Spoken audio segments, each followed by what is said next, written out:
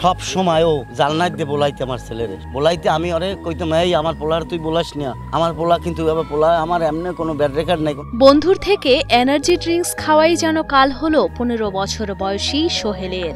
ঘুণাক্ষরেও সোহেল বুঝতে পারেনি energy drinks হবে তার জীবনের শেষ পানীয়। ঘুমের ঔষধ মেশানো এনার্জি ড্রিঙ্কস খাইয়ে অচেতন করে সোহেলকে হত্যা করে তারই ছোটবেলার বন্ধু ইমরান ও তার অন্য বন্ধুরা। স্যার আমি মারছে আমার লগের হৃদয়। ঘুমের ওষুধ খাওয়ায় রিস্কের ভেন্যে। পুলিশের জেরার মুখে ঘাতক ইমরান সব স্বীকার করলেও দোষারোপ করে সহযোগী 3 বন্ধুদের। তবে হত্যাকাণ্ডের পরপরই গা ঢাকা দেয় হত্যার সাথে জড়িত সকলে। সবার ভিতরে একটা সন্দেহ হয়েছে যে ও যদি কিছু নাই করে তাহলে আসবে না কেন, যে ক্ষেত্রে সবাই আর কি একটা রুমে বন্ধ করে রাখছে। রাখার পরে পুলিশ খবর দিয়েছে, এর ভিতরে আবার মেহেদি স্যারে আছে, সে আবার টহল ডিউটি করতো। ওই স্যারের খবর দিয়েছে, স্যারে তাই একটু ভয়ভীতি দেখানে লগে লগে স্বীকার পাইছে স্যারের কাছে। জানা যায় বরিশাল নগরীর কালুশাহ সড়ক এলাকার বাসিন্দা রিকশা চালক ফরিদ ফরাজির 5 সন্তানের মধ্যে সবার ছোট সোহেল। ট্রাকে হেলপারির কাজ করত সে।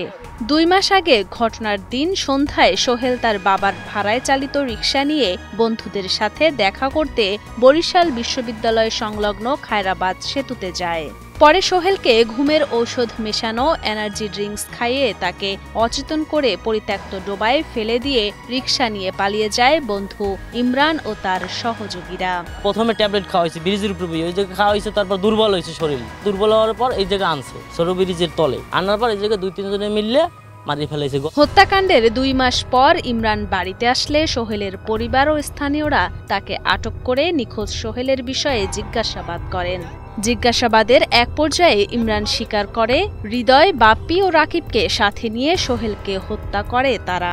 আজকে একদিন আমরা ঘুরতে আইছি 3 জনে, সোহেল, আমি আর এবার আমার লই গেছে ওকে বাড়ি নিয়ে ঘুমের ওষুধ কিনছে, ট্যাবলেট কিনছে, এসব কিনে টাইগার কিনছে।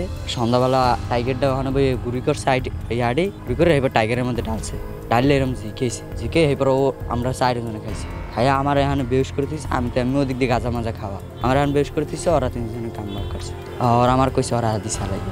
বরিশাল কোতোয়ালি মডেল থানা পুলিশ ও ঝালকাঠির নলছিটি থানা পুলিশ যৌথ অভিযান চালিয়ে নিখোঁজ সোহেলের মৃতদেহের অংশবিশেষ খুঁজে পান।